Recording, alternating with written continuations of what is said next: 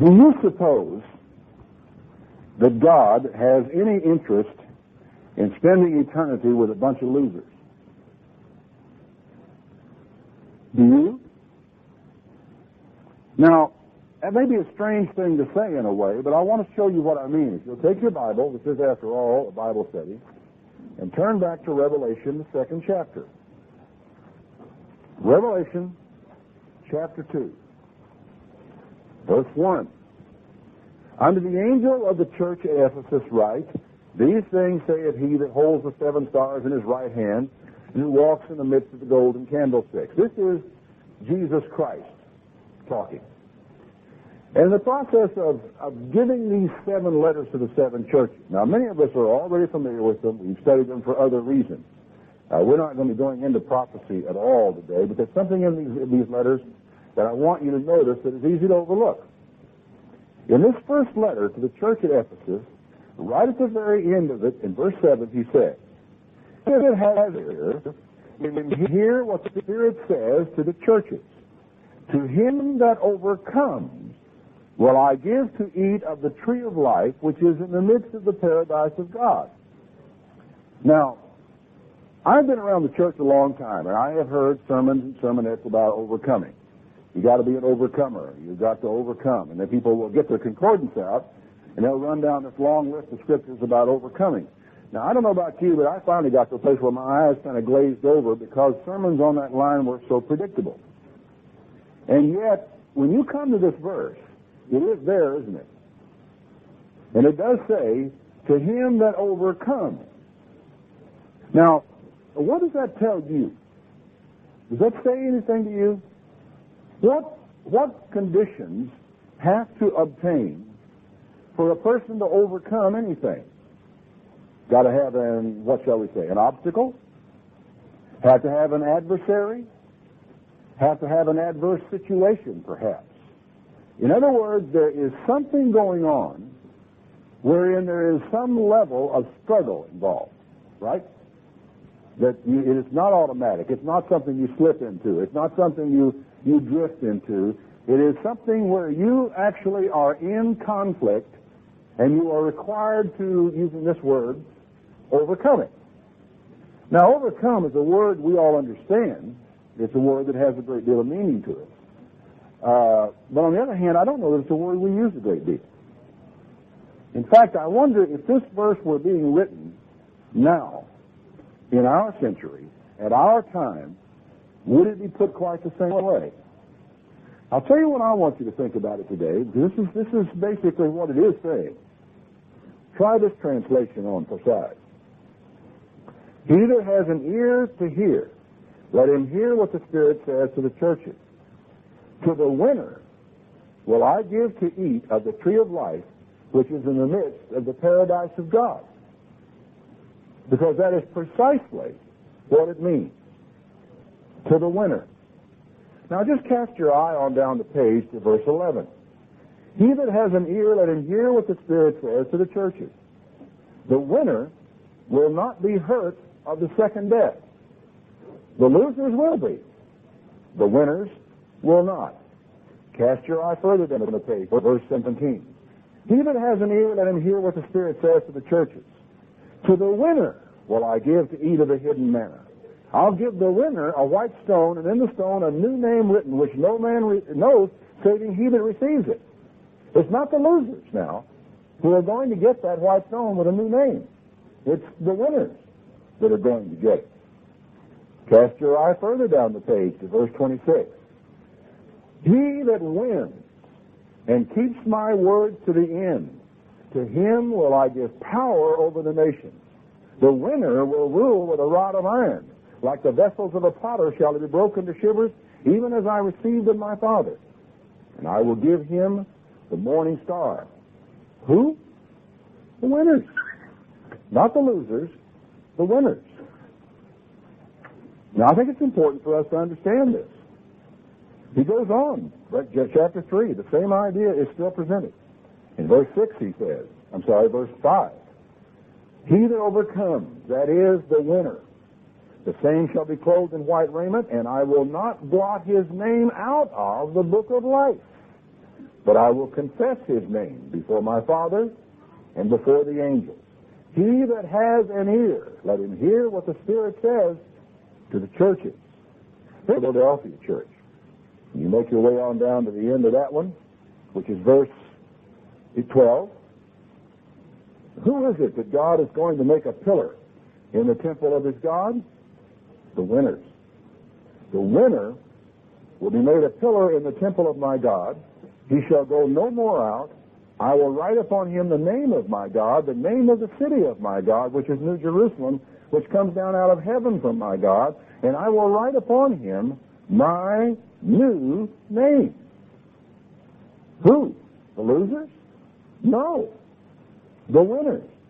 The people who enter into a conflict, who enter into the struggle, who grapple with the problem, grapple with the devil, grapple with the adverse situation, wrestle with the enemy, and who win. That's what overcoming is. It's winning. Even to the Laodicean church, he says in verse 21, to the winner will I grant to sit with me in my throne, even as I also won, and have sat down with my Father in his throne. Now finally in Revelation here, turn back to the 21st chapter. Get all the way from the beginning of the book of Revelation, all the way back toward the end of the book of Revelation. Revelation 21, in verse 6. He said to me, it is done. My work's done. I am Alpha and Omega, the beginning and the end. I will give to him who is thirsty of the fountain of the water of life freely. The winner will inherit all things, and I will be his God, and he shall be my son. But the fearful, and the unbelieving, and the abominable, and the murderers, whoremongers, sorcerers, idolaters, and all liars will have their part in the lake of fire which burns with fire and brimstone, which is the second death. It is strictly for losers. Now, tell me something. When you go through this list that I gave you about having a new name, having access to the tree of life that's in the midst of God, being able to sit on the throne of God, being able to inherit all things, when you get through this whole list of all those things that are reserved for the winners, what's left for the losers? We just read, basically, what seems to be left for the losers. You know what is strange to me, and I hadn't exactly thought about it until I began to look at this and contemplate it in a new light. The very idea of winning is foreign to most people's religions. Did you know that? The truth is that a lot of preachers, when they get up and they start talking about being saved, well, the idea is that I'm a wretched sinner and that Jesus Christ died for my sins, and all I have to do is to accept Christ as my personal Savior and be baptized, and Christ, in that sense, makes me a winner. But the idea is that he is almost as though Christ calls you that without anything being different in your life. It's a strange thing, but I really don't think many people understand or believe or have grasped the fact that God expects them to overcome anything. I guess I can just drift. I can just be me. I can just keep my nose clean, I guess, or just avoid certain clashes. And somehow or other, I will be a winner. But you know, the way these things are worded, the winners, the overcomers, the people who enter into conflict and who win it. Now, I say this, that it has not entered into most people's religion, and this goes further than I think many of you may realize. I used to know a gentleman named Herbert W. Armstrong. Anybody here ever hear of him? And I remember when I was in Ambassador College, he made a comment once upon a time that competition is the way of the devil. And superficially, there's a certain appeal to that, you know, because we know that a lot of bad things happen in our world as a result of competition between people, and envy seems to be a competitive type of thing, doesn't it? And so during the years that I was at Ambassador College, no form of extramural competition was ever allowed. In other words, we didn't have a basketball team that competed with other colleges, although we did compete, intramurally within our own college. The competition was presented to us as though it were a bad thing, a thing of Satan the devil. Have you ever noticed how competitive we all are? I mean, all of us are. I mean, it is written into our genes and our chromosomes. We came out of the womb that way. It's not really something that we have to learn. Now, I hadn't quite contemplated the way I have come to see it. And I've come to the conclusion that Herbert Armstrong, when he made that statement, the way he made it was dead wrong. The fact is, we were born to win. All these things in here tell us we have got to win. And for you to overcome, for you to be a winner, you have got to struggle. And to struggle means you have got to compete. You have got to contend. Contention is a bad word, isn't it? We shouldn't get involved with contention with one another, and we absolutely shouldn't. But there are times in our life when we have to contend. We have to contend for what is right, don't we? Christ had to contend with the devil. Michael the archangel had to contend with him over the body of Moses, right? They had to struggle over this matter. You don't just roll over and play dead. You stand up and are counted. In a manner of speaking, you compete or you contend for what is right. It's not competition that is wrong.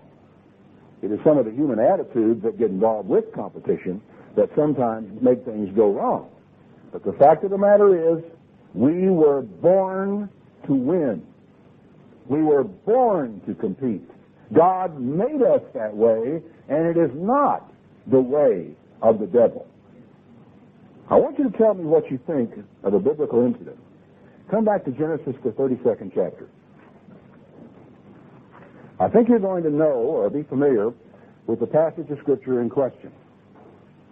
Genesis 32 and verse 24. Jacob was left alone. He'd sent his family on ahead.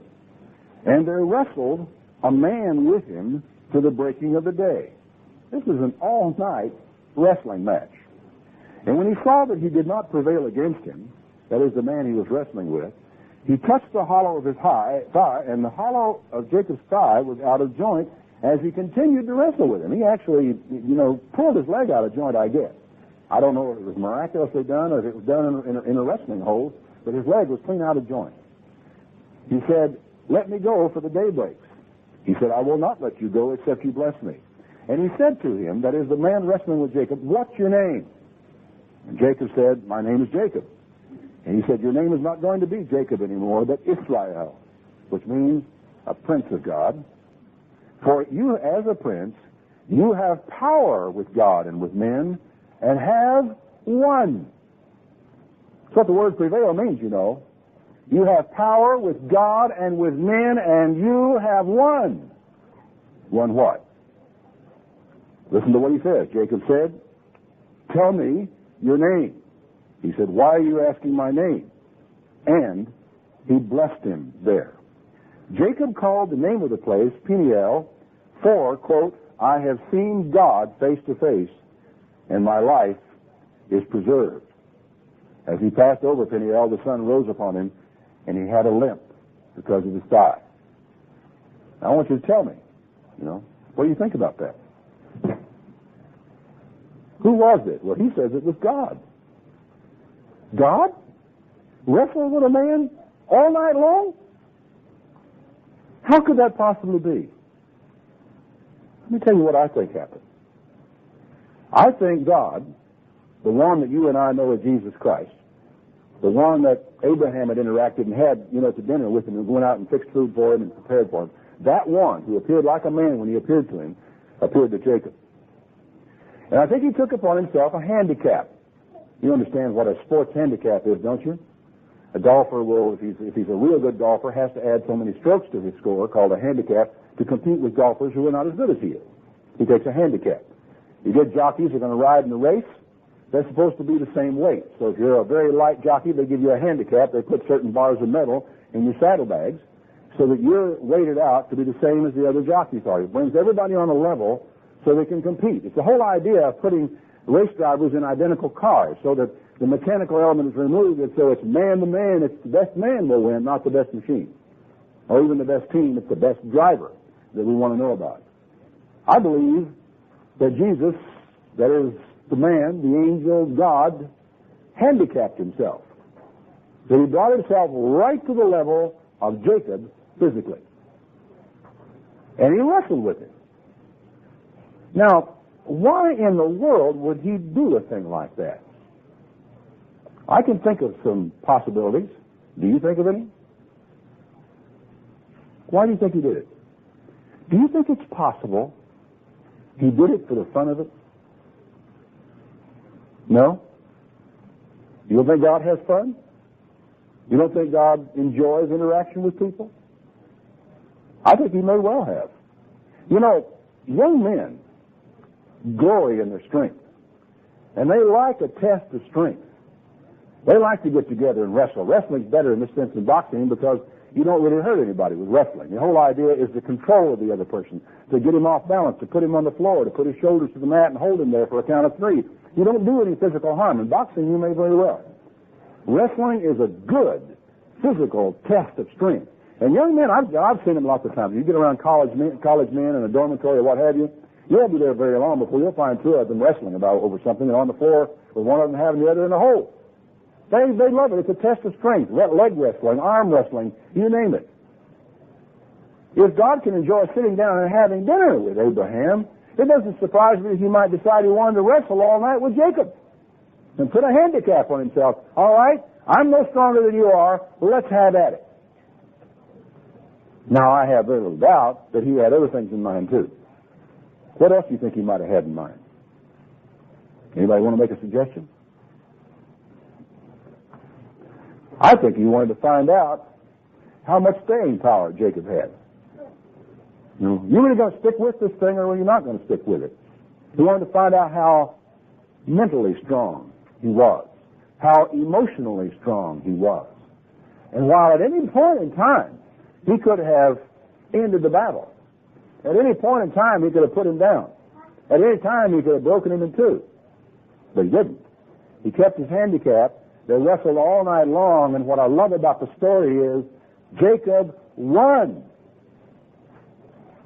Because the whole object of the thing was, and it is a kind of a funny thing, he says, let me go. Now let me ask you something. If you ever were in an interaction with God, you encountered God and you knew it was God, you had no question who it was, and God says, do something or don't do that, how are you going to respond? You're probably going to say, he said, let me go. You're going to let him go. I'm sorry.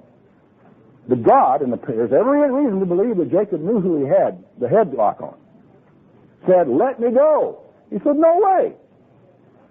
I am not going to let you go unless you bless me. Sure, he knew what he had hold of. He knew exactly what he had hold of. The scriptures make it plain. We always understand that the less is blessed, the better, right? You pass your blessing down that way. He knew it. He also understood by this time that he had that God had taken a handicap and was not going to simply overpower him. I suspect that touching his thigh and it being out of joint was because of a hold he put on it. These were 2 strong men working here. Jacob was strong. And when he put that same level of strength on himself, God also was physically strong in that way. I think he pulled his leg out of joint in the process. These were a couple of men wrestling seriously all night long. But the thing that is so exciting when I realize what I've got here is that God willingly let himself do this, told him to let him go. Jacob understood, I don't have to just let him go because he said so. And he said, no way, I'm not going to let you go until you give me the blessing. He said, what's your name then? My name's Jacob. He said, all right. You're not going to be called Jacob anymore. You're going to be called the Prince of God because you've won. Now, this is the kind of person that God's looking for. The overcomer. The one who will struggle. The one who will not quit. The one who will not give up. But the one, when he gets that double step over toe hold and you say, let me go, says, I want to hear calf rope. I want to hear uncle. I want to hear whatever it is you're after. But the person stays in there and continues to struggle as long as it goes on. Now you have to understand, you cannot win unless you do what? You got to get in the game. You can't win unless you're in the game. You can't win unless you compete. You can't win unless you grab hold. You can't win unless you're in there. And so again and again and again, 7 successive times in the book of Revelation in those letters, then again at the end of it, he says, to him that overcomes, to the winner will I give, to sit with me on my throne. This kind of man, the man who would compete with God. Oh, I don't mean to try to be better than God. I don't mean like Satan did to try to set himself up above God. That's not the point. But the man who would struggle with God. I honestly believe, folks, lots of times we lose because we don't understand that God expects us to win. That in fact He demands of us that we win. And how many ways and how many times does God have to put it to us, to get across to us that He expects us to persevere with Him? That just because He says no does not mean that you have to give up. He told him, let me go. He says, no way. He hasn't answered your prayer, so even though he didn't say no, he just didn't get around to answer and say, well, guess it's not the Lord's will. I'll quit praying about it. I wonder, lost part of my glasses. I wonder, when all is said and done, how many things that we have lost because we would not keep trying, and we would not contend with God. We would not struggle with God. We would not overcome in these ways. Looking ahead then at what God has here, I said is you can't win unless you compete, and you can't overcome unless you struggle. I verily believe that we often lose, as I said, because we don't know that we are supposed to win. I want you to turn back to 2 Peter chapter 2 and verse 9. And would you hand me my other pair of glasses out there, please?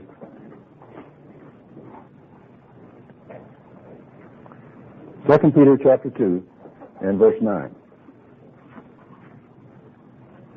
This is a very interesting thing, if I can get my way over to it.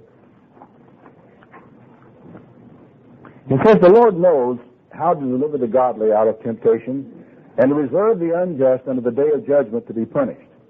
But chiefly those people who walk after the flesh in the lust of uncleanness, who despise government. They're presumptuous, they're self-willed, they're not afraid to speak evil of dignities. The angels, on the other hand, who are greater in power than they are, don't bring a railing's accusation against them before God. These, as natural brute beasts made to be taken and destroyed, speak evil of things they don't even understand. And they're going to perish in their own corruption. He has a lot to say about these, and he finally says in verse 15, they have forsaken the right way, and they've gone astray following the way of Balaam the son of Bosor, who loved money. That's what it really boiled down to. Balaam was a loser.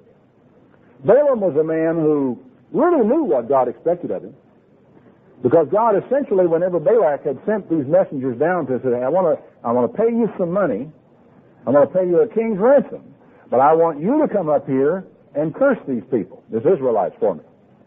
Well, God had appeared to Balaam and said, I don't want you to go with him. All right. Balaam says, I can't go with you. God won't let me go. But Balaam wanted to go. He wanted to go very much. In fact, as time goes on, finally, as things work out, God does say, okay, go. And he says, I'll go with you, but I will only say what God says. And so he went up there with Balak, and he says, I'm only going to say now what God says. So he gets up to the mountaintop, looks out across Israel, and he can't curse them. All he can do is bless them. Now, Balak has paid for a curse, and he didn't get it. At least that's what he's going to pay for. And he was furious. And he said, I'm sorry. I told you I'm only going to say what God says. Later on, though, Balaam earned his money, because he said, I tell you what, no one can curse these people as long as God is happy with them, as long as God is determined to bless them. If you're going to get your curse, you're going to have to send your women over there. And they're going to have to entice them sexually. And then beyond that, they're going to have to entice them into idolatry. And if you get them into idolatry, then God will curse them. And so, that's what happened. This man who wanted money wanted so bad that he compromised with the truth. He never did say, never did attempt to curse because he knew that would be pointless. But he did play the enemy's game by telling him what he could do in order to get Israel cursed. He was a classic loser. Now let's go a little bit further. He was rebuked for his iniquity. The dumb ass, speaking with a man's voice, forbade the madness of the prophet. Now these people who do this kind of thing are like wells without water, clouds that are carried with a tempest, to whom the mist of darkness is reserved forever. For while they speak great swelling words of vanity, they allure through the lust of the flesh, through much wantonness, those who were clean escaped from them who live in error. And here comes the operative verse. While they promise them liberty, they themselves are the servants of corruption. For of whom a man is overcome, of the same is he brought into bondage. Now, first of all, we started out talking about the winners. That is, those people who overcome.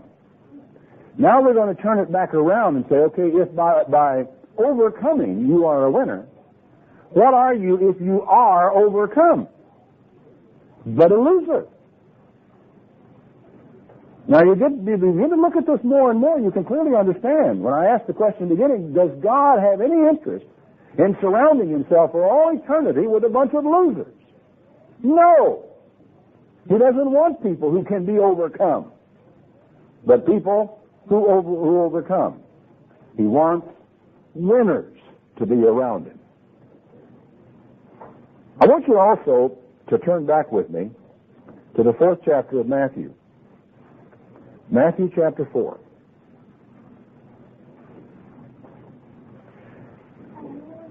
Jesus was led up into the wilderness to be tempted by the devil. And when he had fasted 40 days and 40 nights, after that had happened, he was hungry. Now, there is nothing, of course, in the world wrong with being hungry, right? There is nothing wrong with eating when you are hungry, correct? And when you've been set yourself to fast for 40 days and 40 nights, and the 40 days and 40 nights are over, it's all right for you to eat, isn't it? Now, Jesus had done all this. So at this point of time, it was all right for him to eat. Here comes the devil. And he walks up to him and he says, if you are the Son of God, command that these stones be made bread.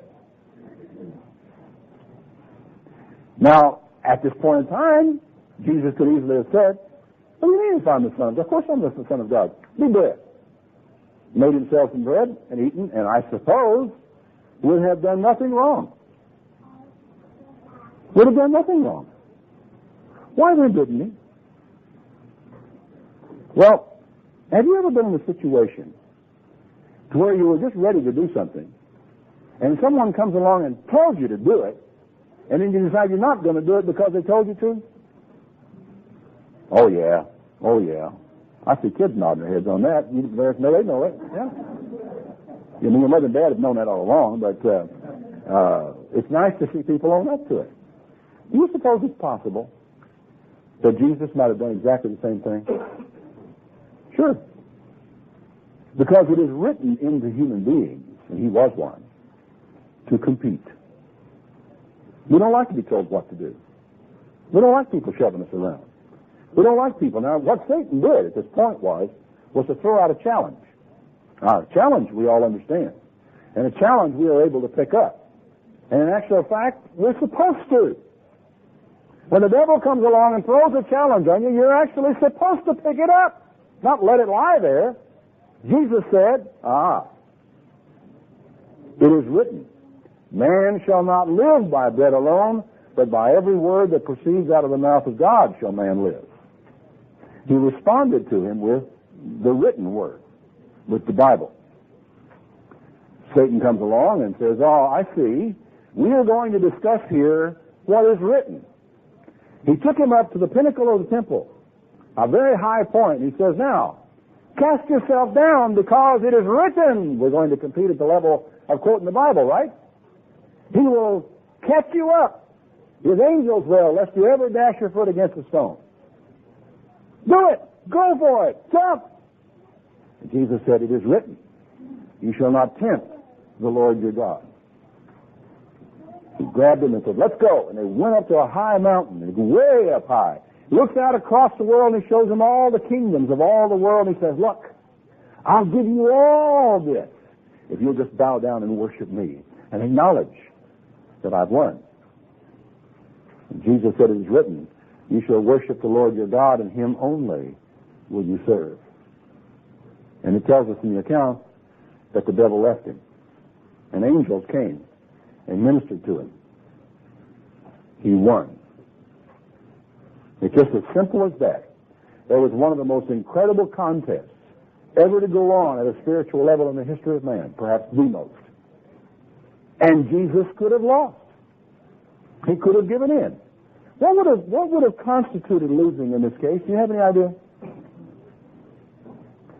It was turning himself over to another person in this way, allowing this other being to direct him. And what is strange about this, there was nothing particularly about that first step, the first step, that he could not do and could not do, technically speaking, except for one thing. And that's to allow himself to be directed in that way. There is something inside of you that resists being pushed around. Thank God for it. Don't be embarrassed by it. Don't apologize for it. Don't be absurd about it. Don't be obnoxious in the way you use it. But thank God for it. There is something in your children that is that way. Thank God for it. They need to be taught not to be rude. They need to be taught not to be obnoxious. But they also need to be taught not to allow themselves to be pushed around or controlled by people who have no business doing it. Right? There comes a time in our life when we have to stand up for what is right. There comes a place in our life where we have to resist evil. Now, I know the Bible says that Jesus said, resist not evil. That's not what he's talking about this way. What he is talking about is a situation where you're in a circumstance where a government or something like that is putting adversity upon you. And he says you've just got to bear up under it and carry on. But that doesn't mean that if a person is determined to do evil, that you should not stand up to that person and resist it, right? That you are to resist the temptation in yourself to do evil, right? If evil or adversity strikes your life, you are to try to struggle with it, to try to overcome it, to try to master the situation in your life. You are expected to do that. Not to just drift, not to be pushed around, not to be sent down the slippery slope to oblivion because it's out of your hand. Because it never is out of your hands. Now, it's important, I think, for us to understand this. This is a critical concept in God's Word. Jesus said, I have won. All right, what do you have to do to be a winner? I said the first thing you have to do is to get in the game. Turn back to Matthew 25, if you will. Here is a fascinating little combination of parables that I think we all would do very well to understand. Matthew 25. These are parables that were given right at the end of the Olivet prophecy. They're really a part of Jesus' answer to the disciples when they said, what are the signs of your coming and of the end of the age? He says in verse 14 of Matthew 25, the kingdom of heaven is like a man who travels into a far country and calls his own servants and delivered to them his goods. Now, there are several versions of this in the Bible, and all of them seem to rotate around the same general concept. He calls these guys in, and he gives one of them 5 talents. This is a measure of silver. It's a substantial amount of money. He calls another man in, he gives him 2 talents. Basically, it is done, he says, according to their several abilities. So, depending upon how well he felt they could handle whatever it was they were given, he gave them different amounts. He called in a third man, and he gave him 1 talent. And he told these fellows, now I want you to be busy, occupy yourselves, get after this until I come, take custody of this money and this stuff. So he left. Now we're told in the story that the man who had received 5 talents went out and traded with it and gained 5 talents more. Now, doubling your money is a pretty good accomplishment and investment, isn't it? We're not told what he did. We don't know whether he bought a commodity that he expected to increase in value or not, whether he bought a piece of land that happened to be in the way that he knew somebody else was going to have and sold it for more than he paid for it. It may be that he bought a piece of land and he improved the piece of land, a little sweat equity went into it, And when all was said and done, he was able to sell it for more. We have no idea what he did. We only know one thing, that when the master came back, he found that this man had doubled his money. And he comes in, he says, you gave me 5 talents? Take 10. And he says, well done, you good and faithful servant. Enter into the joy of your Lord. Here comes the guy that had 2. I don't know what he did either, but I do know that he also had doubled his money. Now, one of them had gained 5 talents, the other had only gained 2, but they didn't start, on a level playing field. One had more, one had less. I mean, you and I aren't on a level playing field either. God gives one of us one thing, gives the other of us something else. So each of us has differing gifts, different amounts, different things that God's put in our hands, right? He also doubled his money. He said, you gave me 2 talents? Here's 4. Big smile, I've succeeded. You see, both these men won. You can go through your bookstore and you'll find books on how to win at Wall Street. They don't tell you how to make money. Well, they do, but that's not the only way. They write the book saying how to make money in Wall Street. They'll talk about it like it's a game. And the fact is, for many of the people who invest there, it is, they already have enough money. They can live the rest of their lives without turning another finger. But they can't stand that. That's boring. They want to get out there and work with it, make their money work, find ways to make more, and so they go invest in Wall Street, and they'll write a book about how to win at Wall Street. I've seen books on how to win with real estate investments. You got to win. And to win, you got to get in the game, right? 2 men doubled their money. Both cases, he said the same thing. You enter into the joy of your Lord. But wait, there were 3 men, weren't there? Let's look at what he said, what happened with the 3rd man. Then verse 24, he that had received the 1 talent came and said, Lord, I knew you. I knew you're a hard man, reaping where you haven't sown, gathering where you haven't strawed. And I was afraid. Now, I want to tell you something, folks. One of the reasons we don't win a lot of times is because we are afraid to win. Now, I know you think, what do you mean afraid? Well, I'm not afraid to win. No. Psychologically, most people are more comfortable in a losing position than they are in a winning position. Did you know that? You can study stock market investors, and it's a fascinating, I don't think you've ever tried to play around with the stock market or not, but it's a fascinating study. It has now been pretty well proved, I think, and I verily know it's true. Most investors in the stock market are most comfortable sitting on a loss. In other words, they have a stock they have bought. The stock is now at a mild loss. They are most comfortable in that position. You know why? Well, they think they don't have to make any decisions. Well, there's nothing I can do now. It's already been lost, and I'm just going to wait until it gets back. So what they usually do is wait till the stock gets back to where they bought it and sell it, and boy, do they feel good. They didn't lose anything, right? Investor after investor after investor will do that. They'll sit on a loss. They'll get back to even. They'll sell, maybe losing nothing but their commission. Whew. Boy, I didn't lose, and they're happy as they can be. The problem is that they buy a stock and it goes up, and they are nervous as a cat in a room full of rocking chairs, as the old saying goes, because they're afraid it might go down. And they'll oftentimes sell a stock too soon when it goes way on up later, or they'll not know what to do with it, but they'll sit there and wait till it goes up, and then they won't sell it and wait till it comes down. And they're scared because, see, when the stock is in a winning position, they have choices to make. Every time they pick up the Wall Street Journal and see their stock, say, I've got a gain. The question is, shall I sell or shall I hold? And by and large, most people are very antsy about that kind of situation. Most people are afraid to win. Now, this guy, the primary motivation, the thing that was causing him to do or not do whatever it was that he did or didn't do was fear. He just admits it here. He says, I was afraid. And I went and I hid your talent in the earth, and lo, you have there what is yours. Now let me ask you, was this man a loser? Head nodding. Did he think he was? No, he didn't think he was. Because he comes back, he seems almost proud of himself. He seems almost proud of himself. He says, here, you have what is yours. I haven't taken anything from you. You haven't lost a dime. Now, the question then is, what kind of congratulations did he receive? His Lord answered, verse 26, and said, "You wicked and slothful servant." Boy, now there's a word for you. This man had not stolen a dime, right? He hadn't taken anything away from God at all, right?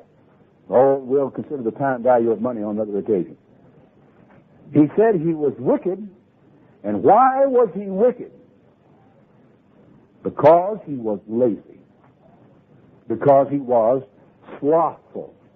He had something, he could have worked with it, he could have taken some chances, he could have invested it. The truth is, he might have been better off if he'd taken a chance, a good chance, and lost it. It would have been fascinating if there had been a third category, a fourth category of man in here who had done just that. What would his master have said? He said, "Look, I think I did the best I knew how to do. We had this thing going, and the market collapsed on me. You know, there was war in the Middle East, and it all came unglued." What would he have said? I don't know. The Bible doesn't have it. There's no record, but we sure do know what happened to this fellow. He says, "You wicked and slothful servant, you knew that I reap where I don't sow. You knew that I gather where I don't straw. You ought therefore to have put my money to the exchangers. Then at my coming I would have at least received my own with some interest. The time value of money would have been retained if you had at least done that." He says, you didn't take even a safe investment. You were too lazy to even look for that. Take, therefore, the talent from him. Just take it away from him. Give it to him that has 10 talents. For every one that has shall be given, and he shall have an abundance. But from him that has not shall be taken away even what he has. Cast you the unprofitable servant into outer darkness. There shall be weeping and gnashing of teeth. Now this is fascinating. You think about the implications of what you just read there. He did not, condemn this man because of what he did. It wasn't because he had made, some investment that had gone bad. He called him an unprofitable servant. Now, I would have to conclude, based upon what I read here then, that it is not enough not to be a loser. It is not enough in God's sight for you not to lose, right? Now, we are beyond the simple concepts here of salvation by grace. We all understand that. We all understand you don't earn your salvation. We all understand that justification of past sins is by the grace of God, by the gift of Jesus Christ, that all of our sins are washed away, and that all of us are cleansed before God. But all of a sudden, we're having to face up to something here, aren't we? That when you have come to that place and you have become a servant of God, there are certain things that are expected of you. You are expected to be, in the words of this parable, a profitable servant. And not having lost anything isn't good enough. Now, I don't know, like I say, sometimes I think the reason we don't win is because we don't understand that we are expected to win. And we really are. We are expected to do something. Look at the rest of the next parable that comes. It is just as shocking in its own way. When the Son of Man shall come in his glory and all the holy angels with him, then he's going to sit upon the throne of his glory, and before him will be gathered all nations. He's going to separate them like sheep from goats. He shall set the sheep on his right hand. He'll put the goats on his left. Then shall the king say to them on his right hand, "Come, blessed of my Father, inherit the kingdom prepared for you from the foundation of the world. Because I was hungry, and you gave me food. I was thirsty, you gave me drink. I was a stranger, and you took me in. I was naked, and you clothed me. I was sick, and you visited me. I was in prison, you came to me." Then shall the righteous answer him, saying, "Lord, I'm sorry, I don't know when I did this. I don't remember seeing you hungry. I don't remember seeing you at all. When did I see you hungry and feed you, or thirsty and give you drink? I don't remember taking you in or giving you any clothes." And the king shall say to them, "Verily I say unto you, inasmuch as you have done it to one of the least of these my brethren, you have done it to me." Then shall he say to them on the left hand, "Get away from me, you cursed, into everlasting fire prepared for the devil and his angels. For I was hungry, and you didn't give me a thing in the world to eat. I was naked. I was cold. And you had something. You could have given me at least a blanket to wrap around me, and you didn't even do that. I was sick. You didn't come see me. I was in prison. I got no visit. And they're going to say, Lord, when did we do that? I never saw you hungry. I never saw you thirsty. When were you? I would have done it for you. I never had it. Help me. I don't understand this. He will answer, saying to them, verily I say unto you, inasmuch as you did it not to the least of these, you did it not to me. And these shall go away into everlasting punishment, but the righteous into life eternal. Now, is there anything strike you as odd about that verse? In all your years gone by, you've gone to church in a lot of places, and you've heard a lot of preachers preach and so forth. What do people go to hell for? What do people go to hell for? Isn't it for whoring around? Isn't it for stealing? For lying? Committing adultery? Covetousness? Breaking the law?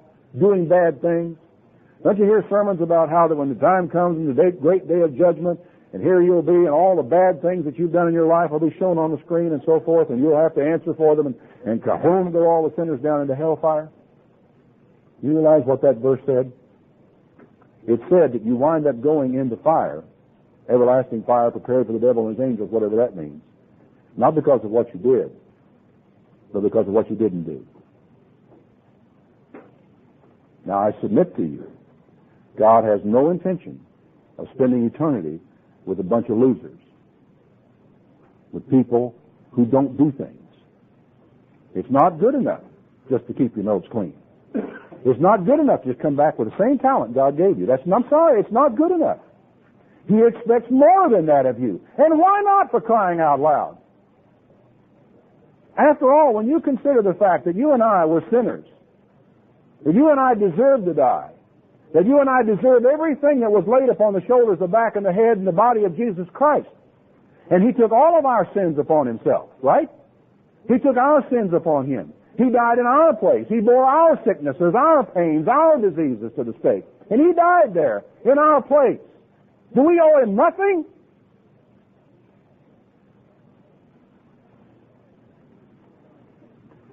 When you put it all together, why in the world would anyone assume that He doesn't expect us to win, to overcome, to struggle, to beat the devil at his own game, to do the things that we know are there to do? But laziness, sloth, and I know a lot about that. I know a lot about that because that's the kind of person I tend to be. Laziness and sloth are things that God just cannot abide. A lot of times we don't put our lives together and don't overcome the problems that face us, not because we can't, but because we're just not willing to put out the effort. We're not willing to make a struggle. We're not willing to try harder. We're not willing to try again when we haven't made it before. We're not willing to put our shoulder to the wheel and push it one more time. We're just not willing to do it. A lot of people stay in their misery and their unhappiness and their wretchedness because they're just too tired to do anything about it. Right? You know people like that. Sometimes, if we're honest, we know one like that that's awful close to us. It's ourselves. When we see what we are and we see what it is we're going to deal with. We spend, I think, an inordinate amount of time in our lives thinking about things we ought to do instead of just do it. You know, I love that's in a commercial I've seen it elsewhere. The little 3 words, probably the second most important 3 words in the English language, apart from I love you, are just do it. You know, don't make excuses, don't argue, don't bicker, don't explain, don't think, just do it. You know, of all the men in the Bible, one of the greatest examples, one of the greatest action people of all time was a man named David. If ever a man had a motto of just do it, that was David. David was a shepherd boy. Now, he was quite a shepherd boy at that. because on more than one occasion he had been in very, very difficult straits. As a shepherd, he had on one occasion faced a bear, another case a lion. I mean, this is not, I don't mean off at a distance somewhere. He actually faced a lion hand to hand. He actually had his hand wrapped in the mane of the beast. He calls it his beard. You know, I had my hand in his beard, and I jammed the sword into his heart. He actually killed a lion face to face. And there was no time to think about it. He had a task. He was a shepherd. My job, shepherds protect the sheep. A plus B equals C. He went out there and he just did it. We all know the occasion where David was taking some bread up to his brothers who were in Saul's army. Saul and his army had been camped out against the Philistines for a little time now. They'd gone to battle, and their army was arrayed along this hill, and the Philistines were arrayed on a hill over here, and there was a valley in between them. They all lined themselves up there, as armies back in this time were prone to do. They fought a much more civilized war in many ways at that time, although they killed more people than we do, by and large. But they usually fought in the daytime and didn't bother fighting at night. That was ungentlemanly. And a lot of times they didn't fight the armies at all. They fought champions, and then the whole outcome of the battle rested on what happened to the champions. This was a tough one, though, because the Philistines fielded a champion who was, I forget how tall he was, but I think he was at least half again my height and my size. He had a spear, it says, like a weaver's beam. It gives the weight of his armor. He was a huge giant of a man. And he comes rolling down there with a man walking in front of him carrying his shield, and he just taunts him, "Give me a man that I can fight with." I mean, he turned all the Israelites' knees to rubber. I mean, they just looked at him and just awe. The jaw dropped open. And nobody moved. And he would walk back and forth and make his taunts and so forth, and everybody would laugh, and all of his army would laugh, and they would laugh. The Israelites didn't laugh. And he went back up the hill to his army, and nobody fought. He did it again the next day. Came rolling down and laughed, you know, big deal. They've been doing this for 40 days. 40 days. They've been camped out there, and this guy coming down, you know, saying, "Come on down, fight me. Somebody come down and fight me." Nobody had fought. Nobody had done anything. And here comes a little shepherd boy. I mean, he was small. He's no big man at all. He was smaller considerably than Saul, because when Saul offered him his armor, he couldn't handle it. He comes into camp and hears all this, and there isn't any ifs or ands or buts in his mind. He just doesn't think. He just says, "Who is this Philistine that he should defy the armies of the living God?" Now, his brothers were kind of, it was embarrassing to them what they had been through, and I think they had been thoroughly humiliated, and they didn't need David humiliating them still further. They told him to shut up. Telling David to shut up, I don't think was going to get you very far. He kept talking about it. And finally somebody drug him in before Saul. He says, "I'll fight him. Nobody else will fight him, I'll fight him." And, Saul may have had a hard time keeping a straight face on that one if it had so much had not been at stake. And it wasn't, at first it wasn't, and Saul wanted to talk about it, and then he hemmed and hawed, and then Saul did a lot of thinking about this. David, he was willing to try on Saul's armor. He puts it on, the stuff's hanging down, he can't move in it. He says, "This isn't going to work for me." So he took it off. His whole preparation, he went down to the brook, and he picked himself up, hand-selected, a group of stones that were just the right roundness and the right size and the right weight. That's the whole preparation for the battle that David really gave any serious consideration to. He had slings. He came rolling down the hillside, and he just makes a simple statement. He said, "You come to me with a sword and a spear. I come to you in the name of the living God." And he rolled down that hillside and got that sling going and whacked him right in the middle of the head with a rock. The rock went clean into him and killed him on the spot. Dropped him. Goes up, takes his sword out of his shoulder and hacks his head off. Next time Saul sees David, David comes in with the head of the Philistine in his hands.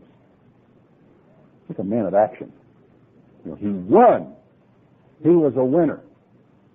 Now, there's a downside to this being a man of action. There was another time when David was on the balcony of his palace late at night on the roof, wandering around because it was hot. Looks across the way to the next house, and there's a woman having a bath. Another man's wife. But his motto was, "Just do it." He didn't think about it very long. He sent somebody over and got her and brought her over, and they just did it. And when she was pregnant, and he had to try to solve the problem, he didn't consider the consequences very long. He called Uriah down, tried to get something done about it, tried to do it, and didn't succeed. Sent him back to the army and told Joab, "Just do it. Put him up against the wall so he'll die in battle," and he did. And he took the woman to be his wife. It was a terrible thing that he did. It was a rotten thing that he did. He not only was an adulterer, he was a murderer. God condemned him for it. And when he repented, God forgave him for it. You know, the funny thing about this man, he got in trouble with God. It seemed like every other month, on the first of the month, David was in trouble with God over something. But when all was said and done, God said of David, David is a man after my own heart. Tell me something. What do you think it was about David that made him a man after God's own heart? He was a winner. He was a winner. And being a winner, he tended to collect men around him who were winners. Have you ever read the story of the men of war, the men that hung around David? I mean, it'll stand your hair on end when you hear some of the things that some of those men did. There was one occasion when David was in camp. You know how you are. You joke and you crack jokes and you make statements. And they were actually besieging a town, armed town. He said, "Boy, I wish somebody would get me a drink of water out of the cistern that's in the middle of that town. That town has the cleanest and the clearest and the sweetest water." He was just talking.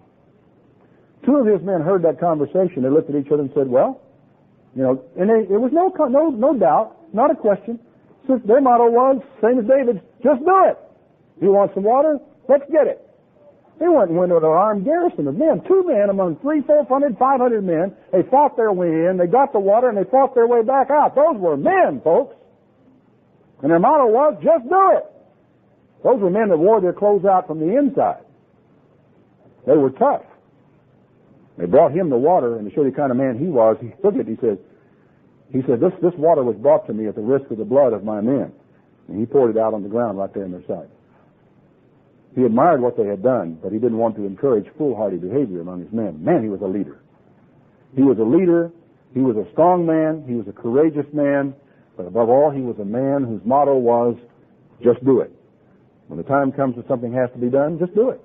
Don't stand on it. Don't think about it. Don't worry your head over it. Just do it. He was a man of action. And the stories, as I said, about his men are worth taking the time to read to see the kind of men who gathered themselves around this man David. Now, this is the season of year when we watch a lot of football on television. A lot of the wives are painfully aware that us men watch a lot of football, but then some of the wives do too, for that matter. When you get a chance, maybe later on this afternoon if you're around where you can watch it, or next week, keep an eye on during some of the plays those great running backs that are in there when they give them the football.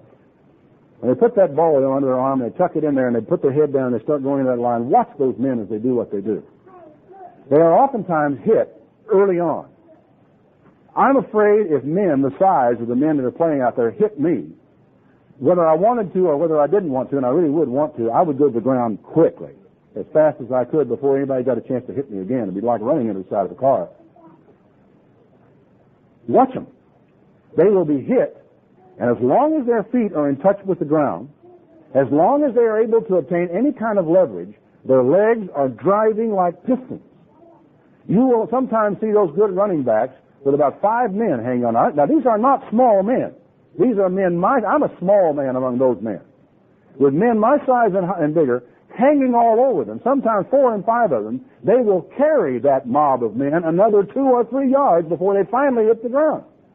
And if the camera zooms in close on the play afterward and you get to see what it was like under there, you'll often see him struggling, crawling almost with the ball in his arms, trying to get it further forward, or reaching out and trying to put it forward, which, unless it's over the goal line, doesn't even help. They all know this. They know the referee's going to place the ball where their numbers are. That's where the spot takes place, not where they reach out and put it anywhere else in the field except the goal line. They do it anyway. Because somewhere down inside of them, there is a drive. That is that they are going to fight, they are going to overcome, they are going to struggle their way through there, and when they are stopped, when it's all over, they keep right on pushing. They give it what is called second effort. And when you have hit it, when you have been stopped, when there seems to be no place to go, as long as your feet are touching the ground, as long as you can still apply leverage, if you give it that one more push, you never know what will happen.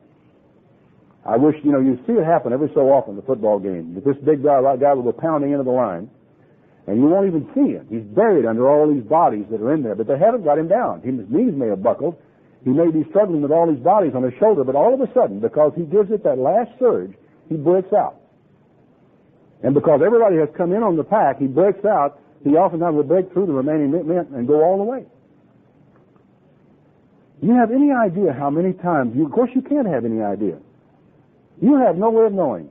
You probably have a pretty good idea of how many times in your life, at least you know at the time that you do, when you could have tried one more time and you didn't do it. You quit. Most of us have had plenty of experience in our life at quitting. We've come up against an obstacle, we've come up against a problem, we decide that the thing is insurmountable, and we just stop.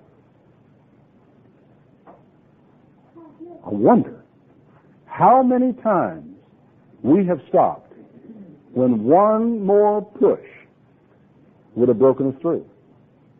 But you see, we don't know because we didn't do it. God loves a winner. And winners are people who, as long as their feet are in touch with the ground, as long as there is anything to push with, as long as there is any way to make it, they keep right on trying, they keep right on pushing. God loves a winner. And there's something else that a winner has to do. When everything else he could possibly do, he has done. When all of the openings seem to be closed, when he's finally all the way on the ground and pushing anymore, sure enough, isn't going to help, and only a fool would even try that again. What does he do then? Believe it or not, there is still something to do. The Bible calls it endure. Endure.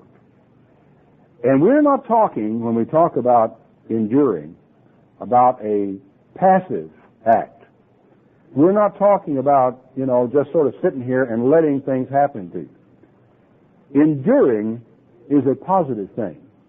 Enduring is a conscious, deliberate choice. It's a choice to bear it. Probably the best example you will ever find of someone who bore it is Jesus Christ.